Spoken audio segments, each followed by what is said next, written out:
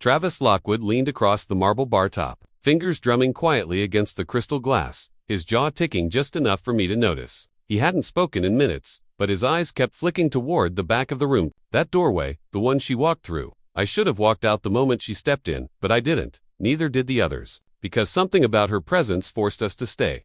Now, 3 days later, Travis is gone. Vanished, and no one, not the board, not the lawyers, not even his own wife wants to admit what we all saw happen. You're here now, so you deserve the truth, even if I shouldn't be saying any of this. It started at that ridiculous charity dinner, the one Travis turned into a twisted joke. They called it Hearts for Hope, but it was just another excuse for suits to get drunk, toast themselves, and pretend they weren't all choking on secrets. The woman, she showed up without an invitation anyone could trace. And the punchline, she had personally invited him, Travis, that's what she told security at the entrance. They laughed at the cleaning lady in worn-out shoes, who said the most powerful man in the room was expecting her. But when Travis saw her across the ballroom, he stopped laughing, and then he stood, not out of anger, not even out of shock. He stood like a man, seeing someone he forgot he once loved, or feared, or maybe both. I remember the way her voice sounded, like it didn't come from her at all. She didn't smile, didn't blink. She just walked straight up to him and whispered something into his ear. Whatever she said, it ruined him. He looked like he'd been dropped back into some memory he couldn't escape from. His hand trembled. His pupils shrank. He whispered, back, barely audible. And then, he left everything behind. No jacket, no phone, not even his damn Rolex. Just walked out into the night like he knew it was time. No one's seen him since. There's a file buried under a fake name in a digital archive no one's supposed to access. I found it last night, and I'm not sure. I should have opened it. It had 2 words burned into the metadata. She remembers. There's a photo too. Grainy old, dated March 1987. The problem is, she hasn't aged a single day since that photo was taken. Same coat, same eyes, same cold stillness in her face. And the man in the photo beside her. That's not Travis. That's his father. Before Travis disappeared, his last recorded voice memo was just 7 seconds long. It wasn't addressed to anyone, but in it, he repeats a single sentence 3 times, each time softer, more broken than the last. Asterisk, she wasn't supposed to remember me? Asterisk, I know this sounds insane. I know you're thinking maybe this is one of those viral storytime things. But listen, there's something else. This morning, my baby daughter, barely 1.5, stood up in her crib and said a name, clear as daylight. A name no one has ever spoken in our home. She said it like a warning. Like she was remembering something she shouldn't. She said, asterisk, Marjorie, asterisk, that's the woman's name, dot, and now her photo is missing from the file. Just a blank gray silhouette, and one new entry beneath it, timestamped for 13 a.m., asterisk, asterisk, next, you, asterisk, asterisk, I didn't sleep that night. Not because I didn't try, but because something was wrong with the silence. It had shape, movement, there was a low click, over and over again, like the sound of a lighter being flicked beside my ear. Even though I was alone in bed, my phone face down on the dresser. I laid there, still as I could be, eyes adjusting to the dark. Breathing held like a secret dot. At 4:17 a.m., a notification broke through. Audio file received. No sender, no app logo. Just a raw file. Rec_413. WAV, I didn't touch it. I couldn't. I just stared at the screen until the timestamp changed for 18. For 19. And then I noticed it. The shadows in my room weren't right. The lamp near the far wall cast a silhouette like something was standing behind me, tall and still. But when I turned, nothing was there. Nothing, and yet, the lamp shook. I hit play. The file started with a burst of static, followed by what sounded like distorted breathing. Then, a child's voice.com/slow, unmistakably, my daughter's. Asterisk, don't let her back in, and then my own voice. Except I never said what came next. I know I didn't. Asterisk, she was never gone. Asterisk, the file ended. And I don't know how to explain what that did to me, what it still does. Because ever since that night, I keep waking up to windows unlocked, doors slightly open, furniture moved just enough to make me question whether I'm losing it or someone's trying to gaslight me into believing I am, and that's when Riley showed up again. We hadn't spoken in months, not since the night we got into that fight over Travis's disappearance. She'd been his assistant for almost 7 years, but the truth is, she knew him better than his wife did. She saw everything, heard everything, and she's the only one who didn't look away the night Marjorie walked in. But she changed. After, started talking about things that didn't make sense. Not memories, memories of memories. Like remembering a room you've never been in but could swear you left something inside, dot. She showed up outside my place at sunrise. Pale, thin, jittery, smelled like she hadn't showered in days. Her eyes twitched as she looked at the front of my house and said, asterisk, she's in the wiring. Asterisk, that was the first thing she said. Not hello, not I need help, not I'm sorry. Just that sentence, I wanted to laugh, honestly, because how do you respond to something like that? But then she showed me her phone. A screen full of static, even though it was fully charged and connected to Wi-Fi. She scrolled through her voice memos and played a file marked "Listen Alone." It was her voice, sobbing quietly, whispering to herself, asterisk, if I forget again, tell them to check the elevator footage. The hotel room 610, tell them it started there. Tell them I was trying to stop her. Asterisk, the hotel she mentioned had burned down 5 years ago. There's no room 610. I checked. I didn't want to believe her. I really didn't, but something had been gnawing at me ever since I heard that name, Marjorie, because I shouldn't have known it. No one in my family is named that. I don't remember reading it, hearing it, seeing it, and yet, the moment my daughter said it, something shifted. In me, a cold patch in my chest, a name I hadn't known but had felt, like the leftover heat of a burn you didn't know you had. Riley told me I wasn't crazy. That these things asterisk memories out of order. Recordings that shouldn't exist. Shadows that don't cast right, asterisk had happened before. Not just to us. She said there's a reason the news never covered Travis's disappearance. Because the official record says he died 2 years ago. But I was with him 3 days ago. She showed me a printed obituary dated October 2023. Cause of death, accidental. Overdose, found by his father who, according to the records, is still alive and well in Palm Springs. Except I saw the man's urn with my own eyes at the funeral. So what do you do when everything you remember starts to unravel at the edges? When recordings contradict your voice, when timestamps rewrite themselves, when grief doesn't line up with the facts, you do what I did. You followed the trail. We went to the hotel, or what was left of it, a fenced-off pile of twisted metal and ash where the Hamilton Regency used to stand. But the parking garage underneath was still intact. The door to the stairwell had no lock, no chain, just a keypad that blinked green when Riley touched it. She turned to me, whispered asterisk, if we see her again, don't speak, asterisk, we walked 5 levels down. Each floor, colder than the last dot at the bottom. A door marked 610 in chalk. I wish I could tell you what was behind it. I wish I could make sense of what I saw. But the truth is, I don't remember opening it. I only remember coming back up alone. Riley didn't come with me. And now, every time I try to recall what happened, my nose starts to bleed. I've tried writing it down, recording myself, even talking to strangers in online forums. But each time I get close to saying what happened in that room, something interferes, and there's more. My home devices, Alexa, Nest, even my doorbell, Cam have started responding to commands I never gave. I asked Alexa to play white noise the other night, and instead, it whispered, asterisk, she's not done with you. Asterisk, my daughter. She no longer responds to her name. She just stares at me with that quiet, knowing look. And yesterday, she drew something. A perfect, detailed sketch of room 610, including the symbols on the wall. Symbols I haven't even told you about yet. They weren't letters. They weren't numbers. They were memories. And somehow, my daughter remembered them too. This isn't just a ghost story. This isn't trauma, or a psychotic break, or mass hysteria. This is something deeper, older, something wired into us, like an infection passed through memory. And the more you remember her, the stronger she gets. That's the part I can't explain. The dread doesn't come from what I sit, comes from what I can't keep from seeing. The way her face shows up in random reflections, the way her name rearranges letters in old texts, the way I keep hearing her hum a song I swear my mother used to sing before she died. The line between madness and truth has gone completely. And maybe Riley wasn't reliable. Maybe she was already gone before she knocked on my door. Maybe I'm not reliable anymore. But that's not the part you should be afraid of. The part that should terrify you is this. I found another audio file last night. This one buried inside a folder on an old hard drive I haven't touched in years. Date stamped 2014. My voice. Young.com, saying, asterisk, if you're hearing this, it means you forgot again. Then silence. Then her voice, don't worry, I remember for you. Asterisk, and just before the file ends, the sound of a lighter being flicked. Click. Click. Tell me, what do you remember? It took me 2 full days to convince myself Riley wasn't coming back. Not because I didn't want to believe it, but because I kept hearing her voice at the back of my head, like when you remember a dream just enough to doubt your waking life.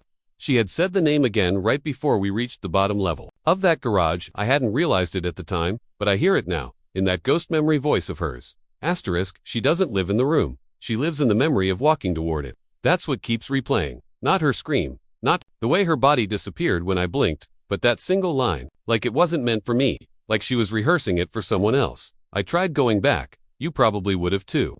The stairs were locked this time. Sealed. The keypad melted like plastic that had been too close to heat.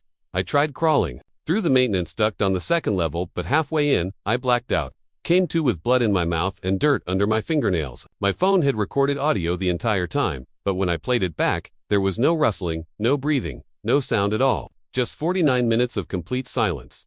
Even digital, nothing makes some noise. But this was deeper, like silence had mass, like the signal itself had been carved out. That's when I started getting messages from someone calling themselves Ellie, not a name I recognized. Not a contact in my phone, but the texts read, like we'd spoken before, as if we were mid-conversation about something I should remember. They sent me an address in upstate New York, told me this wasn't the first time I'd forgotten, told me to come alone, that they could show me where it all started, and I went. I shouldn't have, but I went. The house was older than anything, should be peeling paint, trees growing up through the porch beams. The kind of structure that doesn't get renovated, just swallowed by time. The road didn't even exist on GPS, just a faint track of tire ruts and soft gravel. I remember the air, heavy, like whatever lived there had been waiting to be noticed. I knocked twice. No answer. I was about to leave when the door creaked, opened just enough to show the dark inside. No electricity, just the hum of something beneath the floorboards. Ellie wasn't what I expected. She was young, too young to know what she knew, looked no more than 19, but her eyes carried that long stare people get after spending too much time around death. She didn't greet me, just led me inside, through a kitchen that smelled like dried lavender and burnt sugar, into a study, lit by a single oil lamp. There were maps on the walls, tapestries with strings connecting cities I've lived in, jobs I'd held, people I'd known briefly, names I hadn't said out loud in over a decade, all pinned, threaded, labeled in handwriting I didn't recognize but knew was mine. Your timelines collapsed, she said. I thought it was a metaphor, but she wasn't speaking in symbols. She brought out a tape recorder analog, dusty and played back a voice. Mine. I was describing something I'd never done. A girl I'd seen go missing outside a lake house in Michigan when I was 17, but I never lived in Michigan. I never was 17 at a lake, except something about the description scratched at a memory, a dream, a recurring image. I couldn't place her voice screaming through trees. A body floating under ice. A red sweater caught on driftwood. You recorded this 10 years ago, Ellie said, same voice, same ending, just different names. Then she played another, and another, each version of me remembering something different, same format, same closing words, asterisk. I thought I had it figured out. Asterisk, then silence, then the click of a lighter. When I asked Ellie who she was, she flinched like I'd slapped her. She said, I'm the backup. You picked me. And then she opened a drawer and handed me a photograph. It was me, younger, hair longer, wearing a coat I no longer owned, standing next to her outside that same burned hotel in front of room 610. I don't remember it being taken, but my signature was scrawled across the back, beneath one sentence. Asterisk, if the dream ends, go to Ellie. Asterisk, I asked her what it all meant, how it started, how to end it. She told me it wasn't about the room. It was about what the room made us forget. That's when it hit me. This wasn't about Travis, or Riley, or even Marjorie. They were anchors, placeholders, in a sequence I kept reliving, but always with new roles. The woman who whispered, the man who vanished, the child who knew more than she should. It was patterns, not people. Like memory had been edited to fit a shape. Like I was walking through a pre-built set and only now realizing the walls were cardboard. Light rigs, painted doors. I thought I had it. I really did. We laid out every artifact. The old files, the audio, the sketches, the blueprints Ellie had drawn by hand of every memory she said we'd shared. She showed me one labeled asterisk, the event, a childhood scene, a living room with a Christmas tree, a knock at the door, and a woman in a coat standing in the snow. She asked to come in, Ellie said. You said yes. That's when it all started. It felt like a movie clicking into focus, a true hidden mystery, finally uncovered. I even smiled. Relief, release. All of it felt so close to ending. But then, I noticed it, the detail, the one thing that didn't match. In the sketch of the childhood scene, Ellie had drawn a couch, green velvet, 3 cushions, a tier on the left, armrest. My family never had that couch, but I'd seen it before. In Riley's apartment 2 months ago, which means Ellie had never seen my childhood. She had seen Riley's. I froze, looked at her. Her eyes dilated, pupils expanding until the whites disappeared, and she whispered, not in her voice, but in mine, layered with others. Like 30 versions of me stacked in one throat. Asterisk, she's not me. I just wear her better. Asterisk, the house groaned. The maps curled in on themselves like they were burning from the inside. The floor opened, and I am not sure what's real anymore. I woke up back home. No memory of driving. No memory of leaving. My phone was on the kitchen counter. Screen cracked. A new audio file blinking. rec_laugh. Final.wav. I didn't open it. Not yet, because now, when I look in the mirror, I notice something. My reflection blinks half a second after I do, and last night, I caught it smiling when I wasn't. This was never about Travis. Never about the woman. The room isn't real. The memory is the trap. They didn't lie to you to protect you. They lied so you wouldn't recognize the shape of the prison you helped build. Tell me. What happens if we never stop remembering? Or worse, what happens if someone else remembers for us? It started with a symbol drawn in the condensation on my bathroom mirror, not with a finger, but with something sharper, etched deep enough that the glass bent light around it. A circle, broken on the left side, bisected by a diagonal slash. It wasn't anything I recognized, but when I searched it online, the screen glitched just for a second and my browser redirected to a blank page titled, reinstated witnesses only. No links, no contact info, just a countdown I couldn't trace. 5 days, 12 hours, 3 minutes. The moment I saw it, I felt something shift behind my ribs, like a trapdoor opening inside my own body. The kind of fear that doesn't run hot but cold. The kind that whispers you were right all along, even though you never wanted to be. I tried to ignore it. Tried to shower, to get dressed, to go to work like everything was normal. But it wasn't. On my way out the door, there was an envelope tucked under my windshield wiper, no stamp, no name, just a symbol again.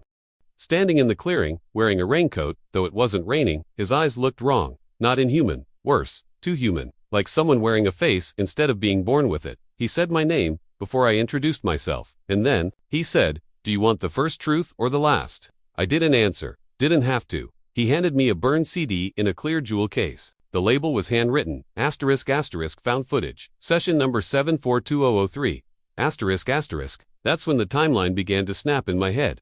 Because in 2003, I was 11. And I remember something about that year that has never sat right. I remember a missing week. My parents said I was at camp. But I don't remember camp. I remember lights. I remember metal. I remember asking someone if they were my real mother. I remember the word re-entry written on a hospital ceiling.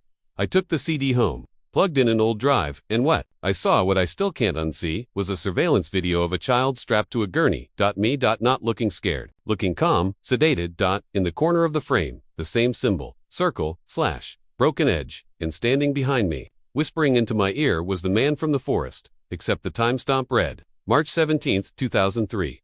The date I disappeared from school for 7 days. That's when it hit me. This isn't a haunting, it's a protocol. A sequence of memory manipulation so advanced, they don't erase your mind, they overwrite it with you. Over and over, clean layers, scrub dates, until one truth survives. But this time it didn't. I started getting messages from the others. The three from the dream. One appeared in a bathroom stall at a gas station, written in charcoal behind the mirror. The child never woke up. The second came as a voicemail on a number I've never given out. A woman's voice, trembling, repeating, if you're reading this, the footage wasn't destroyed. He lied. He always lies. And the third wasn't a message at all. It was a scream, buried in a YouTube video about cold case disappearances, at exactly the 4:13 mark. A still frame, just one, showing me, grown, standing behind a group of investigators, but I'd never been there.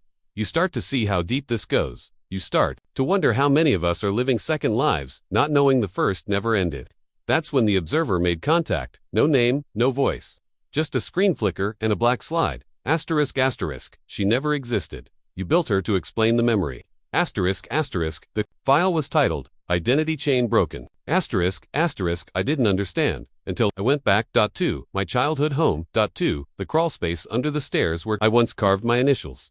They weren't there, but someone else's were, and the photo albums in the attic. All the ones that used to hold pictures of me and my parents were empty. No photos, just spaces. With outlines of where pictures had been. Then I found it, taped to the bottom of a shoebox, a birthday card, Happy 11th to our brave boy. Signed, Facility 9. No names, just the symbol. This isn't just about memory glitches or lost time. This is about constructs, about deliberate identity fractures. So layered and buried, even your blood forgets who you were. You're not crazy, they lied to you. And now they're watching this. Watching you, wondering how long until you remember your part. Because here's the final truth I haven't said yet. When I turned over the photo from the surveillance tape, session number 74, there was a note on the back in my handwriting. If the dream breaks, find them, they're watching. And below it, for names. Yours was one of them. Tell me, have you been dreaming of the room again? Because someone just activated the next sequence. And when the screen glitches, when the mirror shifts, when the reflection smiles before you do. That's not a glitch, that's the original version waking up, and it remembers everything.